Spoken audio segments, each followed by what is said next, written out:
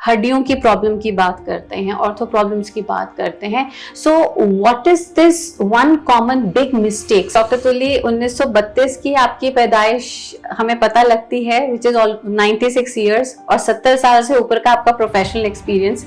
ये process should start when the child is growing. अगर हम 1 साल से लेकर 16 साल की उम्र तक लगभग 800 आदमी को फ्रैक्चर होता है। आपकी बोन हेल्थ को मोटापा कैसे इम्पैक्ट कर रहा है? I would still insist that all the ladies above the age of 40 will नई बोन बननी कम हो जाती है, लेकिन बोन गायब होनी ज्यादा हो जाती है। डिकेइंग को ऑफ द बोन को हम प्रिवेंट कर सकते हैं। Sure, joint surfaces स्मूथ हैं, उसमें कार्टिलेज होती है। एक्सरसाइज आपकी बोन्स को मजबूत कैसे बनाती है, और कैसी एक्सरसाइज? हड्डी है वो मजबूत, या उसकी डेंसिटी से हम क्या समझें? जब ये ऑस्टियोआर्थ्रोसिस आ जाता है, समस्याएं हैं जो कि कभी आपके घुटनों पे असर डालती है, कभी शोल्डर पे, कभी कमर पर। घुटनों में भी फ्लूइड जो है जॉइंट्स का वो कम हो गया है। पैंट आना पड़े रात को। एंड विटामिन डी को बहुत ज्यादा नहीं चाहिए होता है सर्वाइकल पेन के लिए। Replacement of the hip joint, replacement of the knee joint. How safe it is to wear heels? हमारा जूता कैसा होना चाहिए कि सोते समय मेरे लिए राइट मैट्रेस कौन सा है और राइट पिलो कौन सी है? Nobody can stop the aging. We can only help that during the aging process. 3 habits जो आप बिल्कुल मना करेंगे हमारी ऑडियंस को अपनी बोन हेल्थ को सही रखने के लिए। नमस्ते, आपके साथ मैं हूं तेजस्वी और आप देख रहे हैं नॉर्थ स्टार। और आज हम आप पहुंचे हैं 96 साल के senior orthopaedic surgeon doctor SM तुली के पास, जो कि हमें बताएंगे आपकी बोन हेल्थ के बारे में, कैसे आप अपने हड्डियों को रखें मजबूत और कैसे ऑस्टियोआर्थराइटिस, ऑर्थोपोरोसिस जैसे जो हेल्थ एलिमेंट्स हैं उनसे आप बच सकें, और क्या है उनकी 96 साल की उम्र का राज। ये सब कुछ हमारी इस खास बातचीत में। तो आइए रुक करते हैं इस पॉडकास्ट का।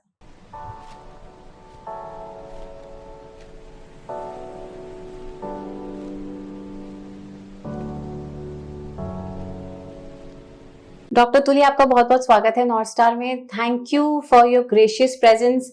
मैं शब्दों में ग्रैटिट्यूड को बयान नहीं कर सकती, how grateful I am today. I feel honored if your communication with me, interaction with me, communication और शब्द अगर किसी को हेल्प करते हैं, I'll be very happy. I don't think मेरे को अपनी इतना importance नहीं है, because God has given me everything almost. I mean, Lord Vishwanath gave me a perfect health even at this age. तो इसलिए मन करता है अगर मैं किसी की किसी भी मात्रा में सेवा कर सकूं, शायद जस्टिफाइड है कि उसने मेरे को लॉन्ग लाइफ दिया एंड एब्सोल्युटली हेल्दी लाइफ दिया। वैसे डॉक्टर तुली, 1932 की आपकी पैदाइश हमें पता लगती है, विच इज 96 ईयर्स, और 70 साल से ऊपर का आपका प्रोफेशनल एक्सपीरियंस। आपकी अच्छी सेहत और लंबी उम्र का राज मैं थोड़ी देर में पूछूंगी, लेकिन सच अ सीनियर ऑर्थोपेडिक सर्जन, 70 साल से भी ऊपर का एक्सपीरियंस, मतलब मुझे लगता है कि आज आपको जो भी पॉडकास्ट के माध्यम से सुन रहा है, देख रहा है, और मैं खुद भी, we are fortunate enough to get that golden knowledge from you. मेरा सबसे पहला सवाल ये है कि इतने लंबे एक्सपीरियंस में जब हम हड्डियों की प्रॉब्लम की बात करते हैं, ऑर्थो प्रॉब्लम्स की बात करते हैं, so what is this one common big mistake? सबसे बड़ी गलती हम कर क्या रहे हैं जो हम इसकी चपेट में आते हैं, चाहे वो कोई भी ऑर्थोपेडिक प्रॉब्लम हो? ऑर्थोपेडिक्स, केयर फॉर ऑर्थोपेडिक्स, क्या बोन, जॉइंट, स्पाइन की सेवा करना, ये process should start when the child is growing. Okay. माता, पिता, फ्रेंड्स, फैमिली फ्रेंड्स, सबको पता होना चाहिए the best of bones, best of joints, for that matter the best of organs. पूरी बॉडी के ऑर्गन सारे के सारे डेवलप करते हैं between the age of 1 to age of 16। अगर हम 1 साल से लेकर 16 साल की उम्र तक बच्चों को अच्छा भोजन दें, high protein, healthy diet, healthy lifestyle दें, they will be free from many diseases in the whole world. Even tuberculosis can be eliminated if my children between the age of 1 and 16 are given the best of food. So then the adulthood starts. In the adulthood, one of the problems which comes in to orthopedics is roadside trauma. It's unfortunate that सब कुछ पढ़ने के बावजूद भी, education होने के बावजूद भी, मेरे पास सब कुछ है, मैं गाड़ी चला सकता हूँ, मेरे को गाड़ी खरीद के दे दी माता पिता ने, स्टिल हमारे देश में 400 लोग हर रोज सड़क पर मरते हैं। क्यों मरते हैं?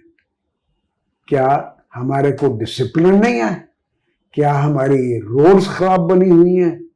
Probably something around the discipline are the priority when you are on the road.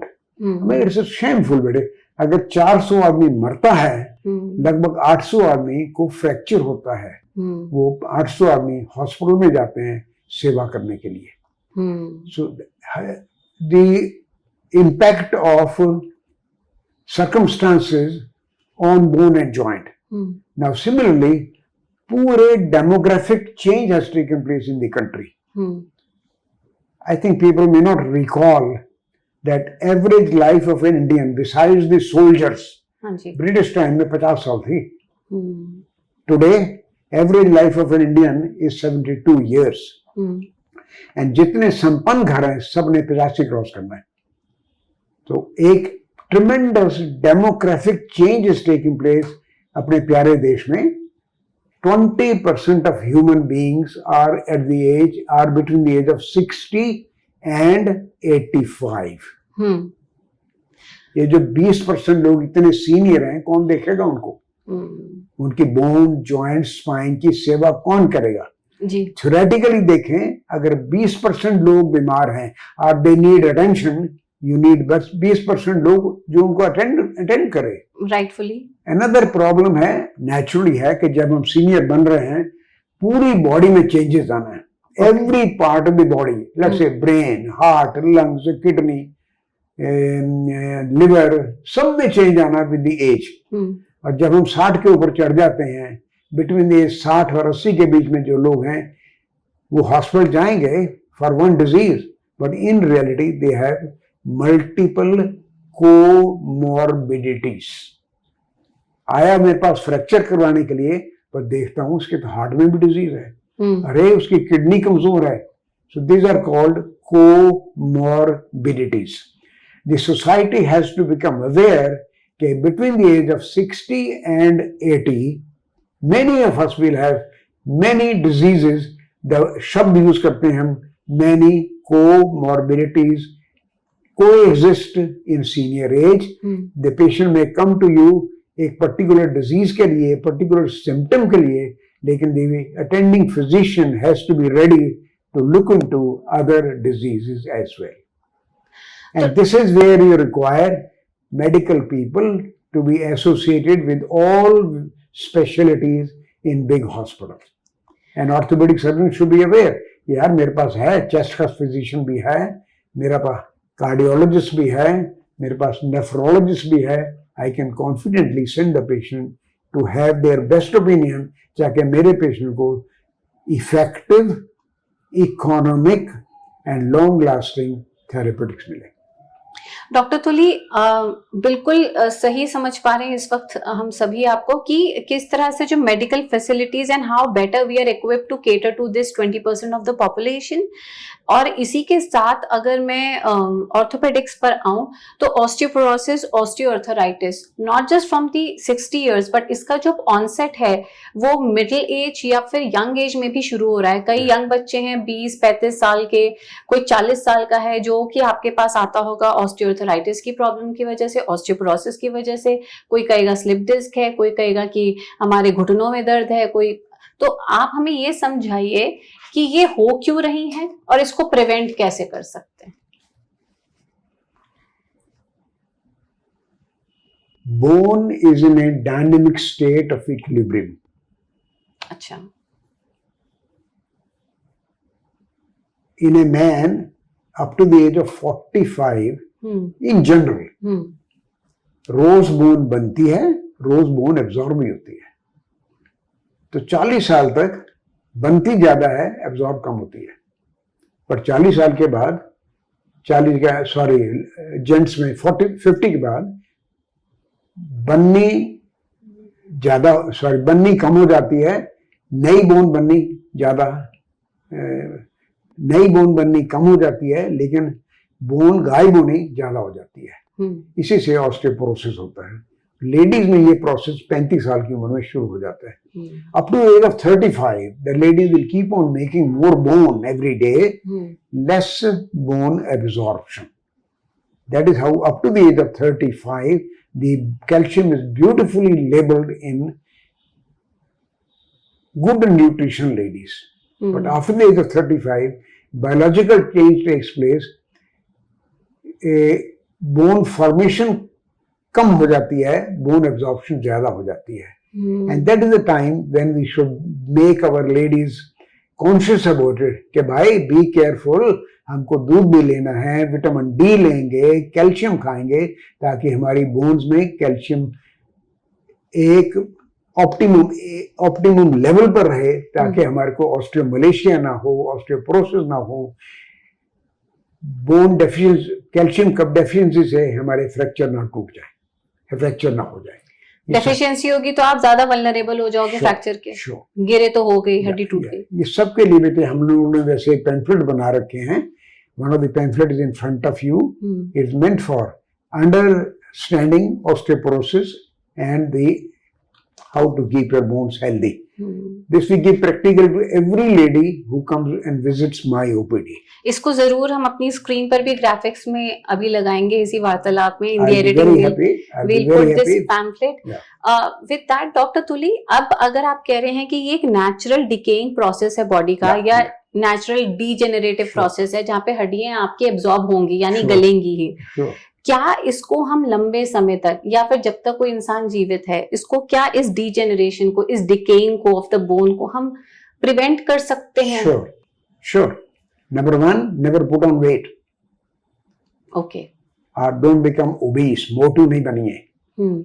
Then we must have good food, and one of the best food to provide you best calcium is milk and products.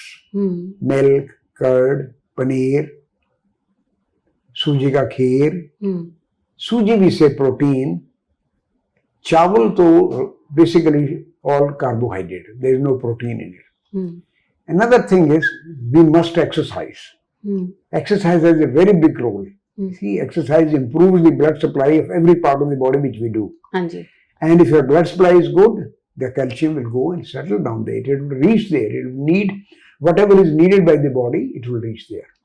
And I think some of these things will help you.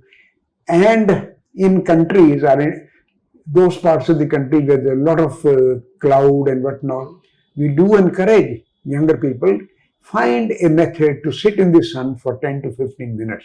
If you find a method. Sun rays touch our skin and stimulate the formation of vitamin D within the body itself. Vitamin D is a very big factor which pushes the calcium into the bones. So vitamin D, you can get it from sun rays, but we also give it almost a regular dose of vitamin D given to almost all the ladies above the age of 35-40, almost all the men above the age of 60-50. Doctor तुली, 3 बहुत important चीजें आपने बोली, obesity, आपका diet और exercise. सबसे पहले मैं आपसे ये जानना चाहती हूँ, आई रियली विश कि ये मैसेज बहुत क्लियरली और एक्सप्लिसिटली लोगों तक पहुंचे कि ओबेसिटी, मोटापा, how is it a silent killer for your bone health? आपकी बोन हेल्थ को मोटापा कैसे इम्पैक्ट कर रहा है? See, the body is made to carry a weight of 64 kg. Okay. Let's say 5 feet 4 inches. The best weight for a 5 feet 4 inches is 64 kg. मेरा heart, kidney, liver, bone, joint सब भगवान ने बनाया है 64 kg के लिए. ठीक है. अगर हो गया ये 84, हाँ जी, विच मीन मेरी पूरी बॉडी पर 20 kg का एक्स्ट्रा बोझा है.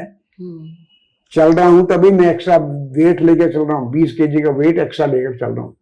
लेटा हुआ हूं, even then the weight is on my body. This is how we stress the bone, joint, heart, kidney, liver. So thereby one has to be careful that let us minimize obesity. Why use the word minimize obesity? let us regulate body weight. One of the simplest method body weight regulate करने का है, let us learn how much should be my weight. Let's learn. The learning is as simple as that. If you're an adult, अपनी height को inches में express कर दीजिए. अच्छा, 5 foot 4 inch है ना आपकी हाइट, इसको एक्सप्रेस करेंगे इंचेस में, ये हो जाएगा 64 इंचेस बन जाएगा. तो आइडियली आपका weight should be 64 kg plus minus 1. 65 भी ठीक है, 63 भी ठीक है, 64 भी ठीक है. बेसिकली एक ऑप्टिमल वेट हो आपकी हाइट के हिसाब से, क्योंकि आप कह रहे हैं अगर एक्स्ट्रा वेट है आपकी बॉडी में तो वो आपके जॉइंट्स पे असर डालेगा. जॉइंट्स क्या, हर वाइटल ऑर्गन पे उसका स्ट्रेस है. एक्सरसाइज आपके बोन्स को मजबूत कैसे बनाती है और कैसी एक्सरसाइज? बेसिकली हम लोग प्रेफर करते हैं exercise which you can do easily. It is not necessary that we carry exercise with weights on our body. No, I think gentle exercise पूरी स्पाइन की, उसकी भी हम लोगों ने फोटो वगैरह बना रखी हैं, एंड पूरी बॉडी की भी एक्सरसाइज बना रखी है हम लोगों ने, so that in by simple techniques people learn it and we can show exercise increases the circulation of these structures and these bones, ligaments, muscles, joints, they become more healthy. Whatever minerals you are pushing into your tummy, they easily reach there. क्या इससे density of bone भी better होती है? Sure. Sir, इस बारे में भी हमें बताइए थोड़ा हिंदी में, अगर आप हमारे दर्शकों के लिए बताएं कि हमारी जो हड्डी है वो मजबूत या उसकी डेंसिटी से हम क्या समझें? हम ये शब्द यूज करते हैं बोन डेंसिटी. एक्चुअली अगर आप कंपेयर करेंगे एक्सरेज को, बोन डेंसिटी अच्छी है तो एक्सरे लुकिंग वाइट, और अगर बोन डेंसिटी पुअर है एक्सरे वाइट नहीं लगता है. एक्सरे वाइट अच्छी डेंसिटी, एक्सरे पुअर डेंसिटी. आपके सामने है ये जी. This is what is called bone density. जी. डॉक्टर तुली, ये बताइए कि ऑस्टियोआर्थराइटिस और ऑस्टियोपोरोसिस जैसी जो समस्याएं हैं जो कि कभी आपके घुटनों पे असर डालती है, कभी शोल्डर पे, कभी कमर पर, कब पता लगता है कि now it is too late कि इसको हम ट्रीट भी कर पाए? अभी तक हम प्रिवेंशन की बात कर रहे हैं कि अगर हम ये एहतियात बरतेंगे तो बोन डिके को हम रोक सकते हैं, but when it is too late कि अब कुछ काम नहीं करें. Osteoporosis is very different than osteomalacia. Osteoporosis उससे डिफरेंट है ये. इट्स ऑलमोस्ट लाइक जैसे कहते हैं बाल सफेद हो गए, उसी तरह हड्डियों में जॉइंट्स में चेंज आता है. उसको हम लोग ऑस्टियोआर्थराइटिस कह देते हैं, ऑस्टियोआर्थरोसिस बोल देते हैं कि हमारी जॉइंट सर्फेसेस जो हैं वो स्मूथ नहीं है, they are becoming rough. Otherwise, joint surfaces are very smooth. They are lubricated with a liquid synovial fluid बोलते हैं. Joint surfaces smooth हैं, उसमें cartilage होती बेटे. और जब ये osteoarthrosis आ जाता है, उसका दूसरा शब्द है degenerative disease of the joints. उसमें हमारे फ्लूइड कम हो जाता है, जॉइंट के जो कुशन है वो कम हो जाते हैं, और जॉइंट में छोटी छोटी नोकें निकल जाती हैं बोन की पेरिफेरी पर, and that is how patient को दर्द होनी शुरू हो जाती है. नंबर 1, जॉइंट्स में दर्द शुरू हो जाएगी. नंबर 2, जॉइंट्स की रेंज ऑफ मूवमेंट कम हो जाएगा. नंबर 3, उसमें स्वेलिंग बन जाती है, रेंज ऑफ मोशन कम हो जाता है, चलने में कठिनाई आती है. दिस इज osteoarthritis या osteoarthrosis, which basically is a degenerative disease of the joints. And then maximum changes degeneration के हमारे देश में knee joint में आते हैं. We use the knee joint beautifully. उसके बाद हिप जॉइंट की बारी आती है, उसके बाद एंकल की बारी आती है. ऑस्टियोआर्थरोसिस अपर लिम्ब में नहीं होता, it's very rare in the upper limb. Osteoarthrosis बहुत कम है, लेकिन lower limb means hip joint, knee joint, ankle joint वहां पर काफी कॉमन है. और ये भी certainly related to age. The more is the number of the people above the age of 70 in this country, there will be many people who will have osteoarthrosis. तो And that is what will force the doctors to think of an operation for these painful osteoarthrosis. तो ये जो osteoarthrosis या osteoarthritis है या फिर osteomalacia है जिसमें कि आपकी कैल्शियम बॉडी में कम है जिससे बोन्स इफेक्ट हो रही है, या फिर ये डिजेनरेटिव अर्थराइटिस जिसमें कि आपने कहा नुकीले हो रहे हैं आपके बोन के जॉइंट। दो तीन चीजें आपने बोली, हम ये अक्सर सुनने में भी आता है कि घुटनों में भी फ्लूइड जो है जॉइंट्स का वो कम हो गया है, जैसे आपने साइनोवियल फ्लूइड हमें मेडिकल टर्म दिया। तो क्या ये जो सारी प्रॉब्लम्स हैं, इन अम्ब्रेला प्रॉब्लम्स को हम समझ सकते हैं कि अगर हमारा लाइफस्टाइल और डाइट और एक्सरसाइज ठीक है तो ये सभी कुछ ही ठीक रहेगा? सब कुछ ठीक है, सब कुछ ठीक है। ऑस्टियोमलेशिया इज नॉट डिजेनरेशन बेटे, osteomalacia is metabolic disorder. See osteomalacia like rickets, osteoporosis, क्या है वो सेपरेट चीज है। तो मेटाबॉलिक डिसऑर्डर भी लाइफस्टाइल की वजह से? To a great extent. अच्छा, to a great, lifestyle has a very big role, very big role. तो डॉक्टर तुली, अभी आपने हमें बताया कि एक्सरसाइज करिए, अभी हम जॉइंट्स की एक्सरसाइज की बात कर रहे थे।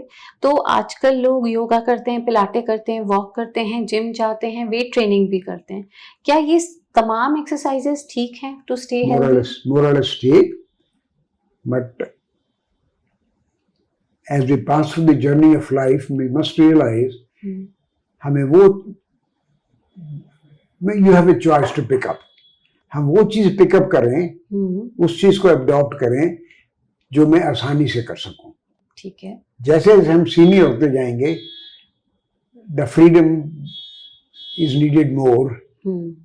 आप चल नहीं पाएंगे ज्यादा दूर, दूर स्टेशन जिम्नेजियम में जा नहीं पाएंगे, तो अपने आप अपने घर में, अपनी घर की फैसिलिटी में, आपके पड़ोस में ऑर्गेनाइज ही करना चाहिए।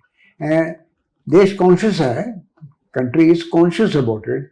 आई pray they become more conscious, more practical about it. We are repeating again and again that 20% of people above the age of 20% of people living अपने प्यारे देश में 60 और 80 के बीच में हैं, they will need उनकी केयर करने वाले, care. और जो हमारी यंग पॉपुलेशन है इवेंचुअली वो भी तो ओल्ड हो रही है। No, they should become aware. Yeah. The awareness should start around the age of 50. हम लोग तो, I mean, we have some write-ups upon aging with health, grace and dignity. And in that sort of information we like, around the age of 50, people should start thinking, how can I manage when I reach the age of 85? If that thinking process should start. Thinking, environments, where will I be able to stay? Would I have company? Will I have facilities to approach for a medical help? ये सब कुछ उस वक्त आना चाहिए, और it should start thinking process around the age of 50. Doctor Tuli, diet पे आपने जोर दिया कि 35 की उम्र के बाद महिलाएं, खैर पहले भी आपने तो बोला 1 साल का जब बच्चा है 16 साल तक उसकी हड्डियां बन रही है, उसके बाद भी आप अपनी डाइट का ध्यान रखें, कैल्शियम रिच, प्रोटीन रिच। दो बातें पूछना चाहती हूँ। पहले तो नेचुरल डाइट में हमारे डेली इंक्लूजन्स क्या हो जिससे मुझे किसी सप्लीमेंट की जरूरत ना पड़े और मुझे पर्याप्त मिले कैल्शियम और प्रोटीन। क्या आप कुछ हमें सुझाव देना चाहते हैं, हमारी डाइट में ये जरूर होना चाहिए? Prefer wheat in the form of a chapati or a paratha, not rice. Okay. Rice is pure sugar, nothing else. Okay. Whereas wheat में sugar भी है, protein भी है, fiber भी है. That's the beauty of wheat. Then we must take plenty of milk products. We mentioned it. I would say anybody who can afford should have roughly 900 ml of milk. किसी भी रूप में, दूध, दही, छेना, पनीर, सूजी, खीर. Then ideally one should have 1 egg every day. Sir अगर कोई vegetarian हो तो? वेजिटेरियन के लिए मिलता है ना अंडा, फार्मी अंडा मिलता है ना, श्योर। आफ्टर कोविड पूरी दुनिया में फार्मी अंडा बनना शुरू हो गया, what they call infertile eggs. These eggs come from a farm where there are only female birds, there is no male bird in that farm, A female bird, small, child, adult, mature. The moment a female bird becomes mature, the nature, the order, or the biology orders her to produce an egg. And she will keep on throwing the egg, probably for 2 years. It is almost the same thing as menses in a female lady. There is no male bird in these farmhouses. लेकिन वो If there is no male house, no bird, there is no jeev in these eggs. Eggs will be produced. But because there is no male bird, these eggs will be jeev free. They are infertile eggs. It is found all over the world, popularized because of the international organizations. Covid के बाद भाई vegetarians के लिए भी extra protein का राज बताओ. So this is where it came. They have been given the name. अपने देश में तो इसको फार्मी अंडा बोलते हैं, otherwise it's a infertile egg. इसका ये नाम रखा है. Medically it is an infertile egg. फार्मी अपने प्यारे देश में इसको फार्मी अंडा बोल देते हैं because they come from A special form. तो डॉक्टर तुली, अगर हम लगभग 1 लीटर तक, और अगर आप नॉन वेज खाते हैं तो कोई प्रॉब्लम नहीं है. नॉन वेज में भी the advice all over the world is stay on white meat, not on red meat. Lean meat, अगर आप now what is white meat? Fish is white meat, chicken is white meat, mutton is red meat. Minimize use of red meat. This is what we say. Minimize red meat. तो doctor तुली, अगर कोई vegetarian है तो वो फिर दूध या दूध से बने उत्पाद पर रह सकता है. Roughly, you can manage 1 liter of milk. तो डॉक्टर तुली, अब क्या मैं ये मानूं कि अगर रोज हम इतना सेवन कर रहे हैं 1 लीटर दूध का, तो उससे हमें कैल्शियम डेफिशिएंसी नहीं होगी? लेकिन फिर भी अक्सर होता है कि प्रिस्क्राइब किया जाता है कि आप विटामिन डी की गोली लीजिए या कैल्शियम की गोली लीजिए, क्योंकि तब शायद कमी रहती होगी. These are called supplements. हाँ जी. Even in a normal human being, ladies around the age of 35-40, men around the age of 60-65, we do add supplements. कितने समय तक के लिए? For the whole life. Once you start, it's for the whole life. तो doctor तुली, आज इस भ्रांति को भी दूर करिए, क्योंकि कई स्टडीज और कई बातें बताती हैं कि अगर आप लंबे समय तक कैल्शियम की गोली खाते हैं तो वो आपके हार्ट को नुकसान पहुंचा सकती है, आर्टरी ब्लॉक कर सकती है, या फिर किडनी में स्टोन हो सकते हैं. तो इन बातों को जरा आज आप हमें बताइए कि कैल्शियम की गोली लेना कितना सेफ है, और जो नेचुरल एब्जॉर्प्शन है बॉडी का वो उसको भी हैम्पर करेगी, क्योंकि आप तो ऐसे खाने से कैल्शियम को खींचेगी बॉडी, लेकिन उसकी एब्जॉर्प्शन की क्षमता भी कम हो जाएगी अगर उसे हम बाहर से ही सप्लाई कर रहे हैं. I would still insist that all the ladies above the age of 40 will have calcium. I will request them calcium खाइए towards the evening, ताकि सोते सोते लेडीज को क्रैम्प्स ना आए, जिसको अपने प्यारे देश में बाइंटा कहते हैं. लेडीज सो रही हैं लेकिन रात को बाइंटा आ गया जी. बाइंटा में क्या होता है, हमारे मसल्स टाइट हो जाते हैं, क्रैम्प्स कहते हैं, बड़े इंग्लिश में क्रैम्प्स कहते हैं. और spasm, muscle spasm. The limb turns around, fingers right on each other. मतलब एज एन एग्जांपल कर रहे हैं लोग. तो ये अगर हम कैल्शियम शाम को दे दें लेडीज को, ब्लड सर्कुलेशन में कैल्शियम चला जाता है, क्रैम्प्स की इंसिडेंस कम हो जाता है, माइल्ड हो जाता है. It is not only that I am saying it, but almost all over the world ladies above the age of 40 are suggested to take calcium towards the evening so that they don't get cramps at night, जिसे अपने प्यारे देश में बाइंटा कहते हैं, बाइंटा ना पड़े रात को. Ladies are able to sleep better. Talk to the ladies who get this thing. Talk to the ladies who get the cramps. Talk to them. They will tell you. जब से मैंने कैल्शियम खाना शुरू कर दिया है, मेरे क्रैम्प्स बंद हो गए. हाँ, क्योंकि विटामिन डी, कैल्शियम और मैग्नीशियम तक की सप्लीमेंट सजेस्ट की जाती है, जाहिर तौर पे क्योंकि उस वक्त बॉडी डेफिशिएंसी से गुजर रही है तो उसको सप्लाई किया जाएगा. But in a normal routine, is it safe to take calcium tablets? As a rule, it is absolutely safe. There are some people who have a weakness or tendency to form stones. हाँ जी. उसमें कहेंगे जी आप calcium ना खाइए या have small dose. Another idea, calcium के कई salts हैं. कैल्शियम कार्बोनेट, और भी हैं कई salt, calcium citrate. Calcium citrate जो है probably has the least chances of making stones. Okay, So this is how we debate, think. We may not be absolutely right, but the thinking process should start. Vitamin D और magnesium की गोली किसको लेनी चाहिए, कब तक लेनी चाहिए? Vitamin D is a helper to absorb calcium. हाँ जी, एंड विटामिन डी को बहुत ज्यादा नहीं चाहिए होता है, क्योंकि विटामिन डी आप डोज लेंगे ना, आज आपने आज जो डोज ली वो तकरीबन 2 हफ्ते के लिए बॉडी में टिकी रहती है। जनरली वी से टेक विटामिन एवरी 15 डेज, लेते रहना चाहिए। और मैग्नीशियम नो अबाउट इट, लेकिन हमें कैल्शियम और विटामिन डी लेने में कोई हर्ज नहीं है, या फिर ब्लड टेस्ट करा के, खास तौर पर लेडीज के लिए तो कोई हर्ज नहीं। डॉक्टर तुली, क्या आप ये भी सजेस्ट करते हैं कि आप अपना ब्लड टेस्ट कराइए और उसमें देखिए आपके लेवल्स कहाँ हैं कैल्शियम और विटामिन डी के, और इस हिसाब से आपको कंसल्ट करके, डॉक्टर को कंसल्ट करके ले calcium vitamin D? I am happy बेटा you asked that question. The nature, the creator has ordered that calcium in this blood will remain around 9. ठीक है। Whether you are in the jail, hungry, starving, or overweight. The nature has ordered in blood the calcium must remain 9. Even if you are not taking calcium, the calcium will be drawn from the bones and pushed into the blood. Oh. This is how bones lose calcium.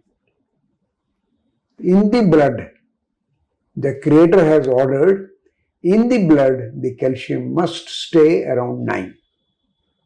तो इसका मतलब even if you are starving, even if you are in the jail, the calcium in the blood will be around 9 almost always. And that is restored just because the nature has ordered, pull out calcium from the bone. Blood में डाल भाई, blood में तो 9 ही रहना चाहिए ताकि हम जिंदा रहें। तो क्योंकि ब्लड टेस्ट कराएंगे तो हमें कभी पता ही नहीं लगेगा कि बोन में कैल्शियम कम है। Almost 95% the time you will find calcium अभी भी 9 है। हाँ, क्योंकि ब्लड में तो नॉर्मल दिखाएगा, उसने बोन से कैल्शियम खींच लिया होगा। Sure. डॉक्टर तुली, लिगामेंट, टेंडन और मसल, इनका रोल बोन हेल्थ में क्या है? इस बारे में अगर आप हमें संक्षिप्त में थोड़ा बता सकें, क्योंकि हम अक्सर कहते हैं मसल स्ट्रांग हो, कोई कहता है टेंडन या लिगामेंट टियर हो गया तो उसको लगता है कि उसकी कोई हड्डी में प्रॉब्लम तो नहीं है, फिर लोग कहते हैं लिगामेंट, टेंडन, मसल मजबूत होना चाहिए ताकि आपकी बोन प्रोटेक्टेड रहे। हम इसे कैसे समझें? लिगामेंट्स को हमें सोचना चाहिए एक तरह की सॉर्ट ऑफ ए रस्सी है जो आपके दोनों बोन्स को होल्ड कर रही है जॉइंट के पास। मसल जो है, लिगामेंट का और कोई रोल नहीं, खाली होल्ड कर रही है। मसल का क्या रोल है? होल्ड भी करेगा, मोशन, सारी मोशन जॉइंट्स की मसल के ऊपर निर्भर है। मैं घुटने को सीधा कर रहा हूं, मेरा एक मसल काम कर रहा है। इसको मोड़ना मांगता हूं, on my order, it is a muscle which is working. So this is the difference between A ligament and A muscle. Okay. A healthy muscle helps us, movements अच्छा रहेगा, range अच्छा रहेगा, we'll be able to walk gracefully, we'll be able to walk normally, etc. इसलिए इसी तरह जब हम कहते हैं ओवरवेट, कभी देखिएगा सड़क पर हम जाते हैं सैर करने के लिए, you can see an overweight person walking, एक तरफ झुकते हैं, दूसरी तरफ झुकते हैं। It's called swaying movements, and that is because of muscles are not able to tolerate that weight. तो कभी ऑब्जर्व करना है, वेरी जिन लोगों का वेट बहुत अधिक होता है, they move with A swaying. झुक जाओ लेफ्ट को जब उसका लेफ्ट पैर वेट उठा रहा है, झुक जाओ राइट को जब उसका राइट पैर उठा रहा है, क्योंकि मसल बर्दाश्त नहीं कर रहा वेट को। डॉक्टर तुली, अगर हम सर्वाइकल नेक पेन की बात करें तो ये एक एपिडेमिक की तरह देखने में मिल रहा है आज की पॉपुलेशन में। हो सकता है हम कहेंगे कि मोर ऑफ डिवाइस यूज एक इसका बहुत बड़ा विलन है। तो जो ये सर्वाइकल के केसेस हैं, जो नेक पेन है, इसको आप क्या सिर्फ पोस्चर से जोड़ते हैं? Sure, most of the time. Now, it is true that whenever a patient comes to you with a neck pain, back pain, spine pain, we exclude other diseases. हाँ जी. See, and the commonest disease in my great country is tuberculosis. So we always investigate them for tuberculosis, for degenerative disease. We were talking osteoarthrosis. It also occurs in the spine. Third is rheumatoid condition, जिसको हम लोग गठिया कहते हैं. मोटी मोटी ये diseases हैं. इन सबको अगर हमने एक्सक्लूड कर दिया, the main treatment again cervical pain के लिए जेंटल एक्टिव एक्सरसाइजेस. सबकी हमने डायग्राम बना रखी हैं, बुक में डाल दी हुई हैं, basically for the people to understand it. Simple joint exercises, चाहे वो आपका कंधा हो, नेक हो, कमर हो, घुटना. It helps tremendously. तो इसे हम बचा सकते हैं ये एलिमेंट्स होने से. श्योर बचा सकते हैं. डॉक्टर तुली, मैं आपसे ये जानना चाहती हूँ कि अक्सर सुनने में आता है कि इनफैक्ट अभी के समय में ज्यादा सुनने में आ रहा है कि हिप रिप्लेसमेंट सर्जरीज बहुत हो रही हैं, नी रिप्लेसमेंट सर्जरीज बहुत हो रही हैं. आप खुद इतने बड़े ऑर्थोपेडिक सर्जन हैं, लेकिन आपके इतने किस्से, हमने रियल केसेस सुने हैं जहां पे आप ओटी से बाहर ले आते हो पेशेंट को, उसका ऑपरेशन होने नहीं देते. You are more towards treating the patient जहां तक हो सके सर्जरी के बिना. तो हमें ये बताइए कि क्या किन केसेस में वाकई में सर्जरी की जरूरत है, and what is your view on this prevalent hip replacement और नी रिप्लेसमेंट. मैडम, आपने ये सवाल पूछा है ना, hip replacement of the hip joint, replacement of the knee joint is the commonest operation. We are not talking of fracture now. Non-fracture cases में और non-fracture category को छोड़ दो और fracture की category हटा दो. The commonest operation being done all over the world is a hip joint replacement and knee joint replacement. Ji. Same is coming in this great country. In our great country, it is coming because now we are having people who are living in senior age. Not many people used to live beyond 60, madam. Today, nahi. All Sampan homes today are living beyond 85. ठीक है. And most of these hip joint, knee joint replacements are done between the age of 60 and 80. We have 20% of the people living in this age. Therefore, the number of these operations will be increasing. तो इसका it is due to शब्द use करते हैं हम लोग. ये इसका कारण है demographic change in the nation. ठीक है. How many people used to cross 60 earlier? अभी ज्यादा लोग 60 की उम्र पार कर रहे हैं, तो इसलिए ये सर्जरी भी ज्यादा हो रही है. लेकिन हमें ये बताइए कि कब ये फैसला लिया जा सकता है कि ये एलिमेंट किसी 60 प्लस वाले में या किसी में भी जो इस तरह की सर्जरी के लिए जाने वाला है, वो अपनी हिप रिप्लेसमेंट या नी रिप्लेसमेंट सर्जरी कराए या फिर सर्जरी के ऊपर वो फिजियोथेरेपी को चूज करे. No, I think almost every good surgeon will give a non-operative chance to every patient. अच्छा. Almost everyone. 6 months, 1 year, non-operative treatment. Okay, if by using non-operative treatment you are able to manage your activities of daily life, continue. But the day you cannot run your activities of daily life, रोज की जीवन धारा को नहीं बर्दाश्त करता आपका घुटना या आपका knee joint, non operative treatment करने के बावजूद भी, देन ऑपरेशन. ये मोरलेस ये है बेटा, एट दिस टाइम ये है. मतलब पहले 6 महीने साल आपको एक कोई भी non operative any doctor will do the same. क्योंकि जब फ्रैक्चर की भी अगर हम बात करें तो जब किसी की हड्डी टूटती है तब भी आजकल देखा जाता है, क्योंकि ये वैसे ही बहुत साइंटिफिक चीजें हैं, लेकिन एक आमजन के नाते उनको कितनी समझ होनी चाहिए या अवेयरनेस होनी चाहिए जब वो ट्रीटमेंट के लिए जाएं. मैं इसलिए ये सवाल आज आपसे पूछ रही हूँ कि केसेस बहुत सब्जेक्टिव होंगे, किसी का केस कंडीशन अलग होगी, तो इसलिए हम इस पॉडकास्ट में जनरलाइज तो नहीं कर सकते, but just for the sake of a genuine knowledge जो एक आम आदमी में होनी चाहिए जब वो किसी ऑर्थोपेडिक पे जाए, कि कब उसको सर्जरी करानी, कब उसको सर्जरी नहीं करानी. अगर उसकी सर्जरी की जा रही है तो क्या किसी मेटल प्लेट को इंसर्ट किया जाएगा, या फिर जैसे आप नेचुरल स्किन टिश्यूज से ही लोगों की ग्राफ्टिंग करते हैं, which you are known for. आपकी कोशिश होती है कि बाहर की कोई फॉरेन बॉडी में ना ही जाए तो बेहतर है। इन चीजों के बारे में एक आम इंसान को कितना पता होना चाहिए, आप हमें उतना बता दीजिए आज। सब फ्रैक्चर्स को ऑपरेशन की जरूरत नहीं बेटा। Okay.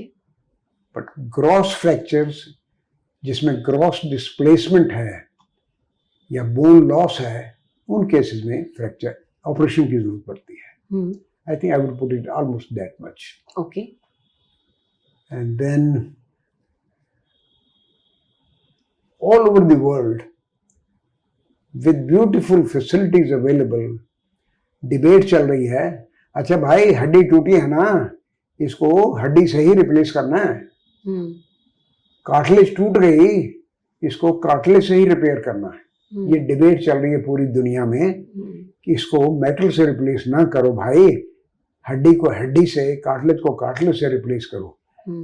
Sometimes it's possible, sometimes it's not possible. Okay. This is what it is today. Okay, okay. कुछ कॉमन क्वेश्चंस हैं जो कि लोग रोज अपनी लाइफ में गुजरते हैं कि सोते समय मेरे लिए राइट मैट्रेस कौन सा है और राइट पिलो कौन सी है, सो दैट मेरी बोन हेल्थ जो है वो इंटैक्ट रहे।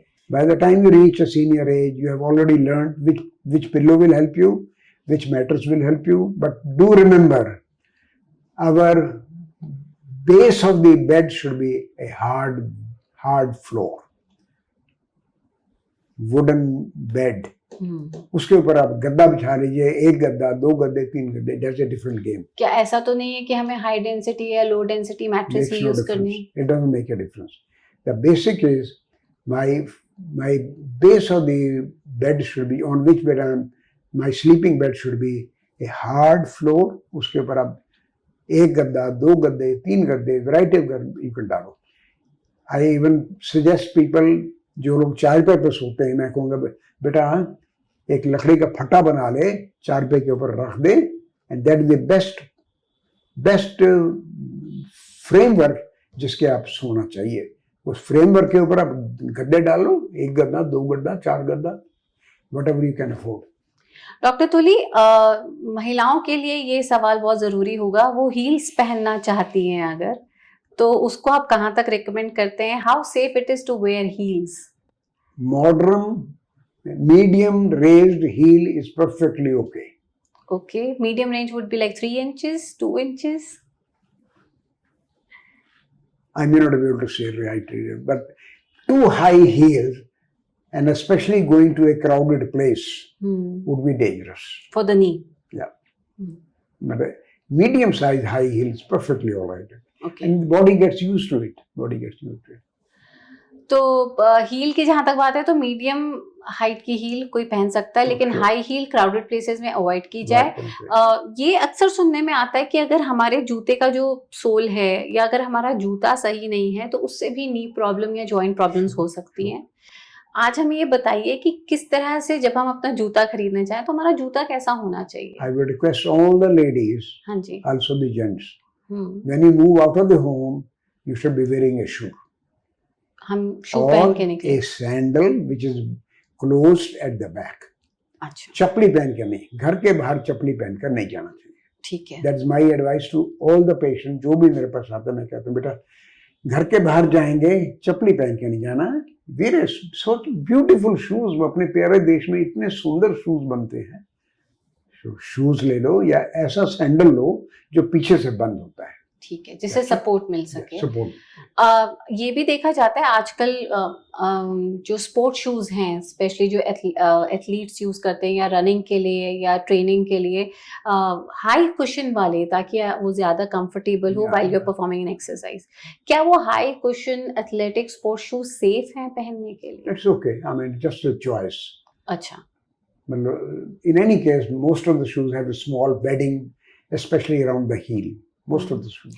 When I ask this question, just a small question I want to ask out of curiosity, क्या वजह है कि एथलीट्स जो हैं बड़े बड़े, उनको नी रिप्लेसमेंट सर्जरी या किसी प्रकार की सर्जरी से गुजरना पड़ता है? इतना फिट लाइफस्टाइल है उनका, अच्छी डाइट है, एक्सरसाइज है, what could be the reason? No, all of us are going to become seniors. Nobody can stop the aging. There are So many international organizations, so-called non-aging organizations, nobody can stop the aging process. और ageing process Nobody can stop the aging process. We can only help that during the aging process, we are able to manage our own life with health, grace and dignity. Doctor Tuli 3 habits जो आप बिल्कुल मना करेंगे हमारी audience को अपनी bone health को सही रखने के लिए, ये 3 काम मत करो. Number 1, no tobacco in any case. Okay 2, no obesity beyond your desired or recommended weight. Avoid substance use. 5 habits या 5 बातें जो आप हम सबको कहेंगे, इनको अपनाओ अपने जीवन में ताकि हेल्दी रहो और आपकी हड्डियां मजबूत रहें. ऐसा क्वेश्चन पूछ रही है मैडम, ये क्वेश्चन आसान है क्या? अच्छा 5. आप 3 भी बता सकते हैं. मतलब एक जनरल क्वेश्चन है कि क्या आदतें हम अपनाएं. Number 1, healthy food. Ji. Number 2, healthy lifestyle. Number 3, 30 minutes of exercise every day. Full body exercise every day. Number 4, all of us must develop a biological clock of sleeping.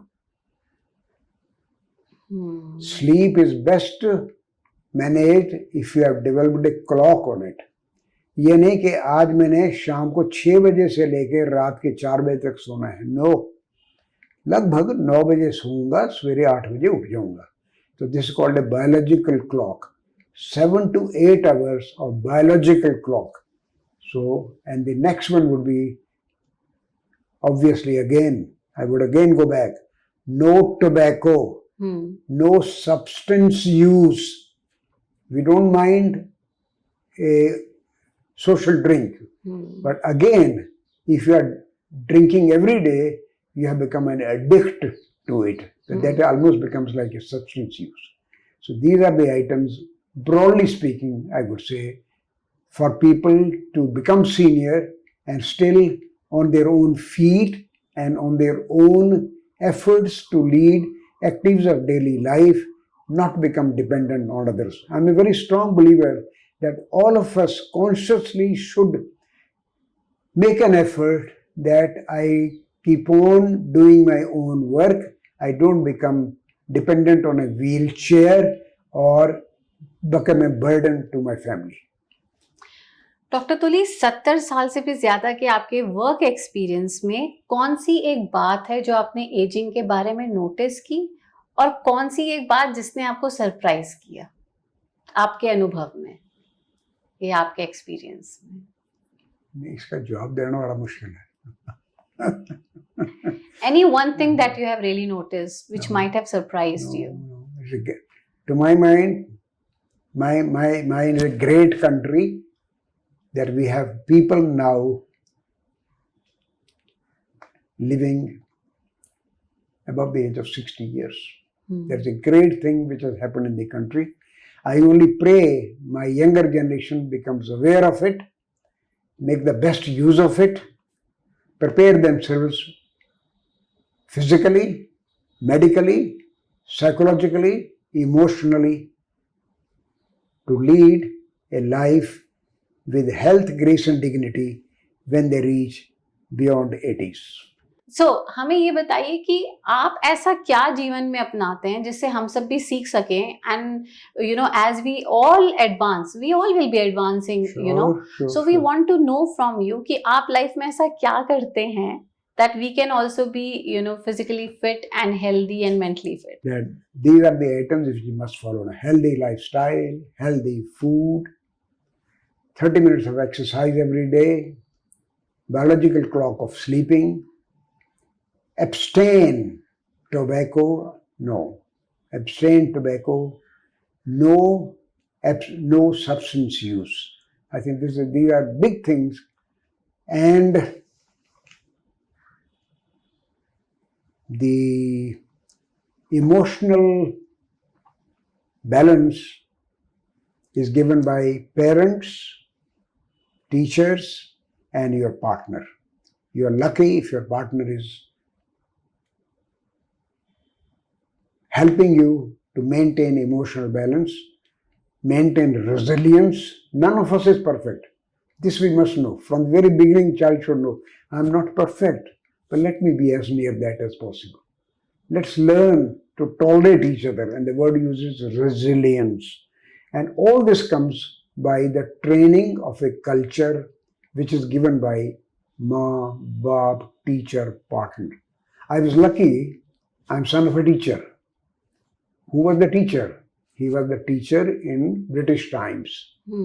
I'm lucky I had a wonderful partner who lived with me. I enjoyed her company for 60 years. And I have lovely children who provided me peace of mind. Doctor Tuli, before we conclude I would like to ask you words of wisdom. बहुत लोगों को ये बात पता है और कईयों को नहीं पता होगी कि आपकी ताउम्र आपकी कमाई का बहुत बड़ा हिस्सा चैरिटी में जाता है. ऑन दिस, हाँ, आई नो आप उसे कभी बताएंगे भी नहीं, बट ये मैंने जिक्र इसलिए किया ताकि इससे प्रेरणा लेते हुए आप अगर हमारी इस टॉक को अपने वर्ड्स ऑफ विजडम और गोल्डन वर्ड से कंक्लूड कर सकें about life, about everything.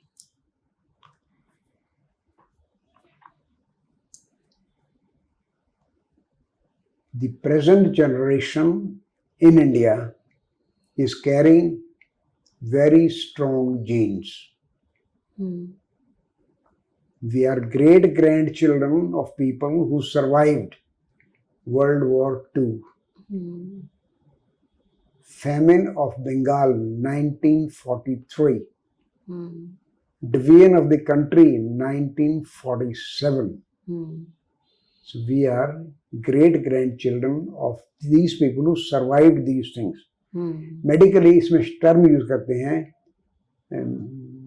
Survivors of the fittest. ये शब्द मेडिकल टर्म में यूज किया जाता है. So we are carrying genes, strong genes from these survivors of the fittest.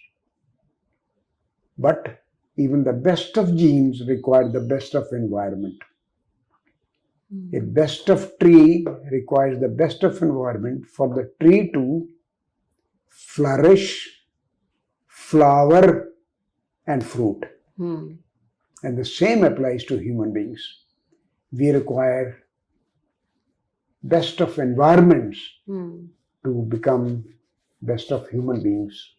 And again, repeating, best of environments are given by mother, father, teacher, and your partner. तो genetics कितने अच्छे हों, उसको आप बेहतर एनवायरनमेंट, हेल्थ, डाइट सब कुछ देंगे तभी हम अच्छे बन पाएंगे. Doctor Tuli, really heartful gratitude for joining us on north star. बहुत बहुत शुक्रिया आपके कीमती समय के लिए and for all your wisdom and experience that you have shared with us today.